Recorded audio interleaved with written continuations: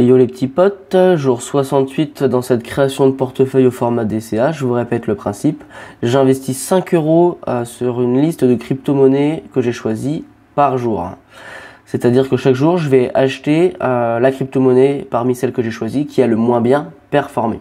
Évidemment, je ne donne pas de conseils en investissement. Je tourne cette vidéo dans la foulée, juste après celle-ci, histoire de ne pas me mettre en retard, alors que je le suis déjà. Donc je viens d'acheter du Celestia là il y a quelques instants, et comme je n'ai pas envie d'en racheter et que je fais ce que je veux parce que c'est mon portefeuille, je vais acheter autre chose. Donc je vous fais un rapide tour d'horizon. On a du Bitcoin, XRP, ETH, Cardano qui sont plutôt flat, Cardano qui continue sa poussée, Solana ça ne bouge pas, Celestia qui dévisse un petit peu. Et quand on voit les autres, Chainlink, FET, etc., le fond du panier, j'ai la baisse, en fait, j'ai juste ravalé la petite poussée de ces derniers jours. Donc, c'est pas grave du tout.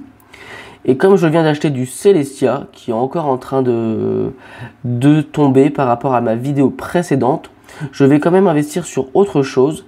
Et aujourd'hui, mon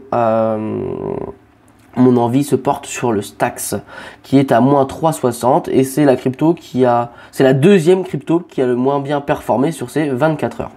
Donc sans plus tarder, on voit que j'avais déjà investi 10,60 € et là je suis à 9,85 €. Donc rien de bien grave. Je vais m'exposer à nouveau sur ce jeton et cela va me permettre de lisser mon prix d'achat. C'est-à-dire qu'en rachetant des jetons moins cher que ce que je les ai eu auparavant, ça me fait un prix unitaire de revient plus faible. C'est-à-dire que il faut que la hausse du jeton, si la hausse du jeton est moins importante, je serai quand même en positif. Donc sans plus tarder, j'achète, je confirme, et me voilà l'euro propriétaire de 7,5 stacks en plus. Allez, je vous dis à demain pour le jour numéro 69. Ciao ciao.